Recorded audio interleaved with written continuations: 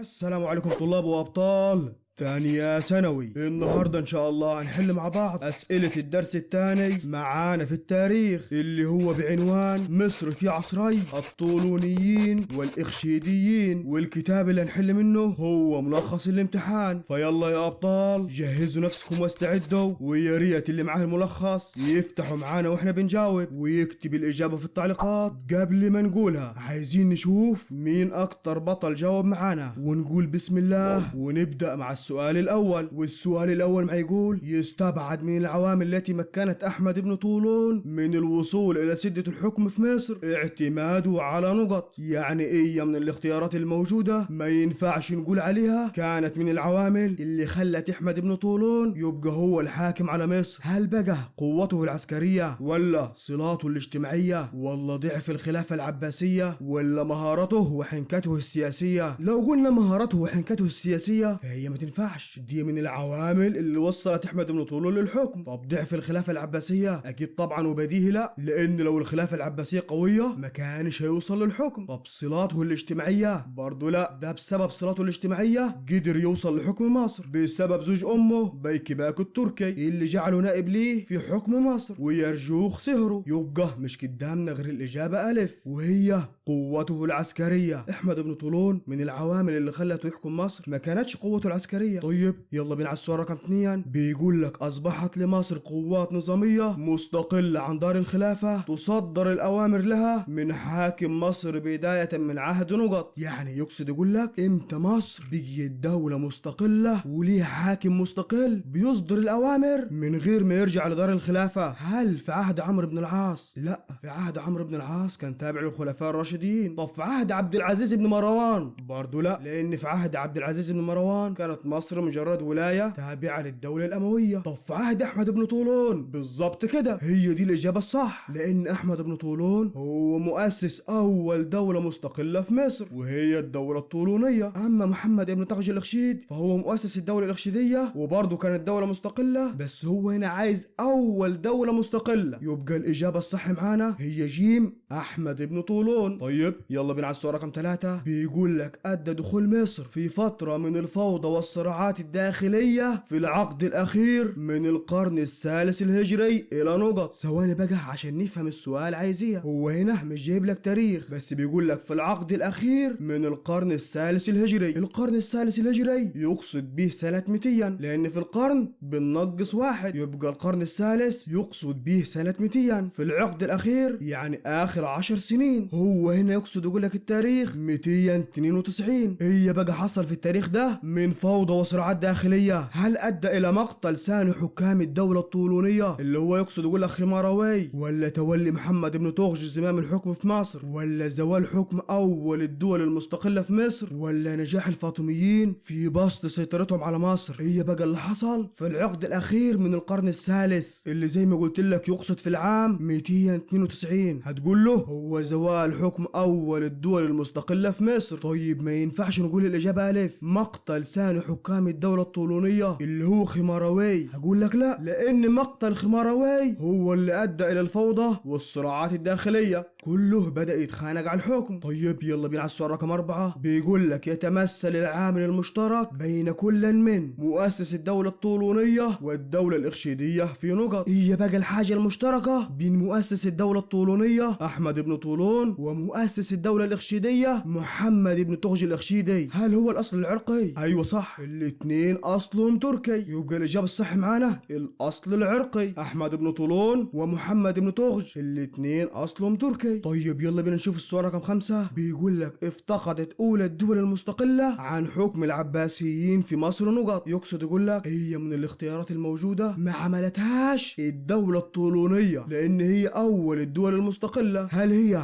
الاعتراف بمكانة الدولة العباسية؟ هتقول له لا، أحمد بن طولون كان معترف بالدولة العباسية. أي نعم هو كان مستقل بمصر، بس برضه كان معترف بتبعية مصر للدولة العباسية. طب الاتصاف بالحكم العربي الخالص؟ هتقول له أيوة ايوه هي دي الاجابه الصح، لان احمد بن طولون اصلا كان اصله تركي، فاكيد حكمه مش هيتصف بالحكم العربي الخالص. طيب يلا بينا على السؤال رقم 6. بيقول لك نجح مؤسس اول دوله مستقله بمصر الاسلاميه في اداره حكم مصر بفضل نقط. يعني احمد بن طولون ازاي قدر ينجح في تاسيس اول دوله مستقله في مصر؟ هل بسبب كفاءته السياسيه، ولا مهاراته العسكريه، ولا مكانته الدينيه، ولا تحالفاته الخارجيه؟ اولا تحالفاته الخارجيه ما تنفعش خالص، لانه هو اصلا احمد بن طولون ما عملش اي تحالفات خارجيه. طب مكانته الدينيه، هو مش خليفه يعني عشان يبقى له مكانه دينيه. طيب مهاراته العسكريه، هو ممكن بس برضه مش هو ده السبب. اما الاجابه الصحيحه هي الف، كفاءته السياسيه. احمد بن طولون كان عنده كفاءه سياسيه تخليه ينجح في اداره حكم مصر. طيب يلا بينا على السؤال رقم 7. بيقول لك نجح احمد بن طولون في مد نفوذ دولته خارج مصر ببلاد الشام، ويرجع ذلك الى عده عوامل يخرج عنها نقط. هي بقى من الاختيارات الموجوده ما كانتش عامل او سبب في نجاح احمد بن طولون في توسيع دولته في بلاد الشام. هل هو افتقاد العباسيين السيطره على اطراف دولتهم؟ لا، ده كان سبب، وسبب مهم جدا من توسع احمد بن طولون في بلاد الشام. طب معاناه الخلافه العباسيه من الثورات المتعدده؟ لا، ده برضه كان سبب. طيب شخصيته الطامحه للحكم والسلطان؟ بالعقل كده هو لو مش كان عنده شخصيه طامحه للحكم والسلطان كان ايه هيخليه يروح بلاد الشام؟ يبقى مش قدامنا غير دال، وهي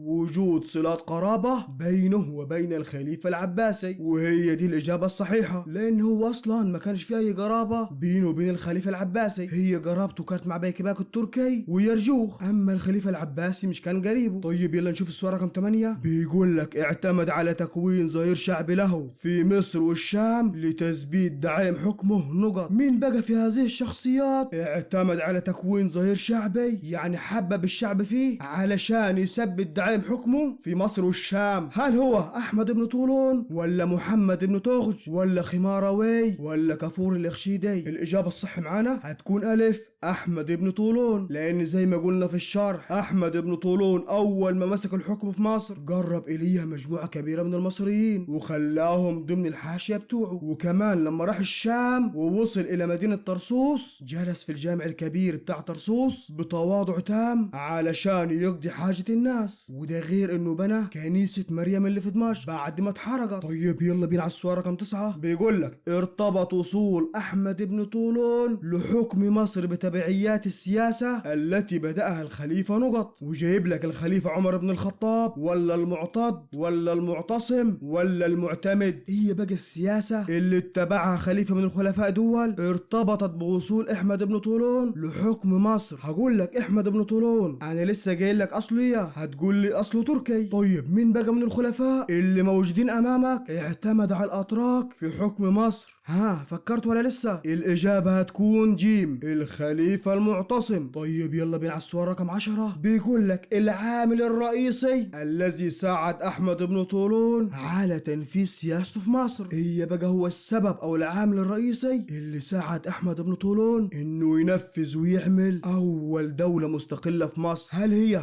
درجه قرابته من الخليفه؟ لسه جايين لك ان مفيش اي قرابه بين احمد بن طولون والخليفه العباسي. طيب بعد مصر عن مركز الخلافة العباسية هو ممكن، بس برضه مش سبب رئيسي، لأن لو الخلافة العباسية قوية مفيش دولة هتقدر تنفصل عنها. طب ارتفاع مكانته الدينية؟ برضه لا. انا لسه قايل لك ان احمد بن طولون مش خليفه مثلا عشان يبقى ليه مكانه دينيه عند المسلمين، يبقى مفيش قدامنا غير ضعف الخلفاء العباسيين. وهي دي الاجابه الصح، لان لسه قايل لك لو الخلفاء العباسيين اقوياء مفيش اي دوله هتقدر تنفصل عنهم. لكن لما ضعف الخلفاء العباسيين وبالتحديد في العصر العباسي الثاني هنا ابتدت الدول تنفصل عن الخلافه العباسيه. طيب يلا بينا بقى نخش على السؤال رقم 11. بيقول لك قامت الدوله الطولونيه في مصر ثم مدت نفوذها على الشام. يدل من مضمون العبارة السابقة على نقط. هي بقى اللي يخلي الدولة الطولونية تمد نفوذها وتتوسع في الشام، وليه ما اكتفتش بمصر بس؟ هل بسبب تطلع الطولونيين لمنافسة الخلافة العباسية؟ لا، انا لسه قايل لك ان الدولة الطولونية كانت معترفة بتبعية مصر للخلافة العباسية، فاكيد مش هتنافسها. طيب تحقيق الامن القومي للدولة الطولونية، ولا بعد الشام عن عاصمة الخلافة العباسية، ولا طمع الطولونيين في زيادة مكانتهم الدينية؟ الدينية. اولا الطولونيين مش كان هدفهم تزويد مكانتهم الدينية، وبرضه ما ينفعش نقول بعد الشام عن عاصمة الخلافة العباسية، لان بالعكس هما الاتنين اصلا لازقين في بعض، الشام والعراق جنب بعض مفيش مسافة بينهم. يبقى الاجابة الصح معانا وهي ب تحقيق الامن القومي للدولة الطولونية. ازاي يعني تحقيق الامن القومي؟ لان لو في اي دولة حبت تهجم على الدولة الطولونية وتحاربها، فهي في الغالب هتهاجم من ناحية الشام، سواء بقى الدولة البيزنطية او العباسيين عايزين يرجعوا حكم لمصر، فهم هيجوا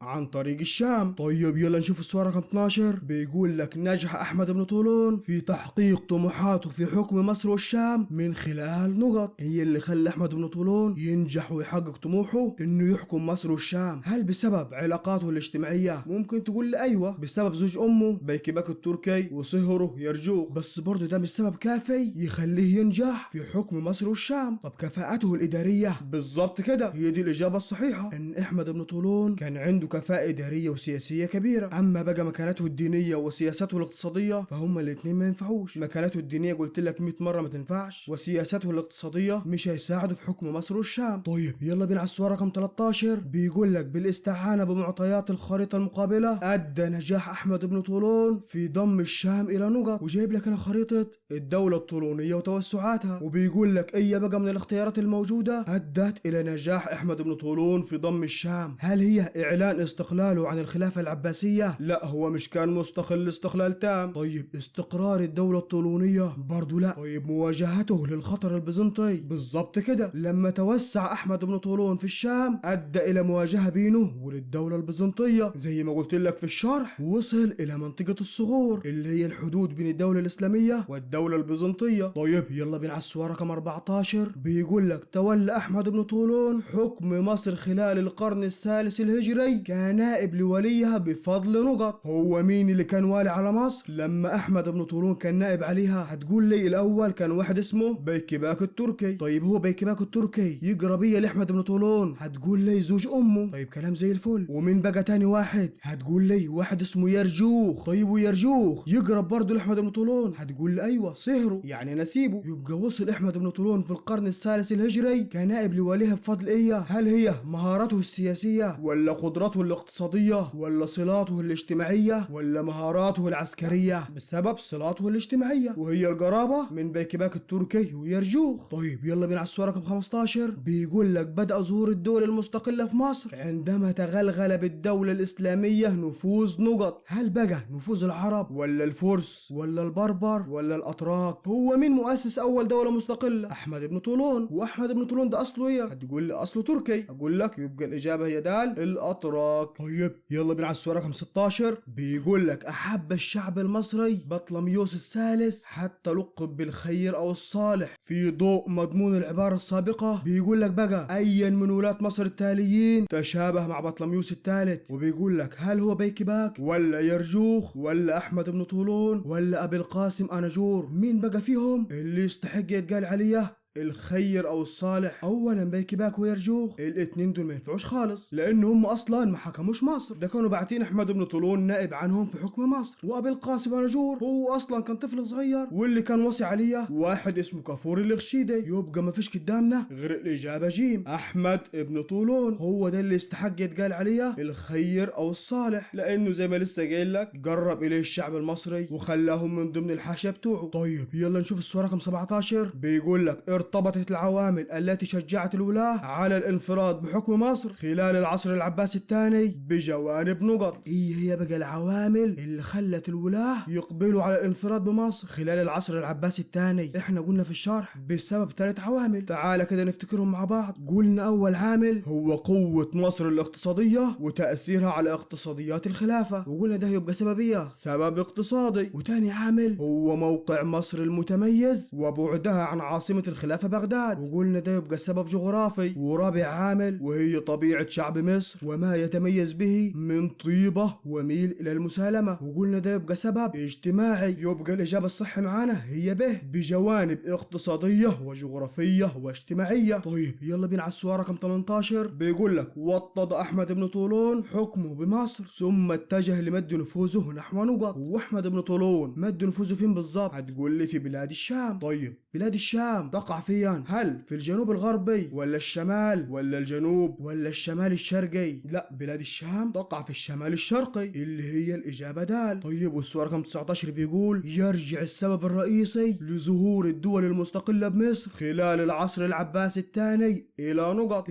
هو السبب الرئيسي اللي ظهر الدول المستقلة، هل هو ضعف السلطة المركزية ببغداد؟ من قبل ما أكمل الاختيارات هي دي الإجابة الصحيحة، لأن لو السلطة المركزية في بغداد قوية لا يمكن بأي سبب من الأسباب إن أي حد يقدر يستقل بمصر عن الخلافة العباسية. ولأن باقي الإجابات موقع مصر الجغرافي وقوة مصر الاقتصادية وطبيعة شعب مصر المسالم كانت موجودة في العصر العباسي الأول وكانت موجودة في الدولة الأموية، ما فيش أي حاكم قدر إنه يستقل بمصر لأن السلطة المركزية ببغداد كانت قوية. طيب يلا بينا على السؤال رقم 20. بيقول لك قام أحمد بن طولون بتقريب مجموعة من المصريين إليه منذ بداية حكمه لمصر، مما أدى إلى نجاحه في نقط. ليه أحمد بن طولون قرب إليه مجموعة من المصريين وخلاهم كمان ضمن الحاشية بتوعه علشان يساعدوه ينجح فيها بالظبط؟ هل علشان إبعاد العنصر التركي عن السلطة؟ أكيد طبعا لا، أحمد بن طولون نفسه تركي. طيب دعم اقتصاد الخلافة؟ برضو لا، هو اصلا عايز يستقل عن الخلافه العباسيه. طيب السيطره على الشام والحجاز، المصريين هيساعدوا احمد بن طولون ازاي في السيطره على الشام والحجاز؟ يبقى ما فيش قدامنا غير دال اداره شؤون البلاد، لان زي ما قلت لك برضه في الشرح ان احمد بن طولون اصله تركي وما زارش مصر قبل كده، فكان لازم يقرب اليه مجموعه من المصريين علشان يساعدوه في اداره شؤون البلاد. طيب يلا بينا على السؤال رقم 21. بيقول لك استفاد احمد بن طولون في تثبيت دعائم دولته بمصر من نقط. هي بقى الحاجة اللي فادت أحمد بن طولون وخلته يثبت دعائم حكمه داخل مصر؟ هل اضطراب أحوال الدولة العباسية ولا صلاته الاجتماعية بالخلافة العباسية ولا التهديدات الخارجية لمصر ولا موقع مصر على البحر المتوسط؟ طبعا موقع مصر على البحر المتوسط ده مش هيفيد أحمد بن طولون في حاجة. طيب التهديدات الخارجية لمصر أكيد طبعا ده مش سبب هيجيب أي إفادة. طيب صلاته الاجتماعية بالخلفاء العباسيين قلتها لك قبل كده، مفيش أي صلات اجتماعية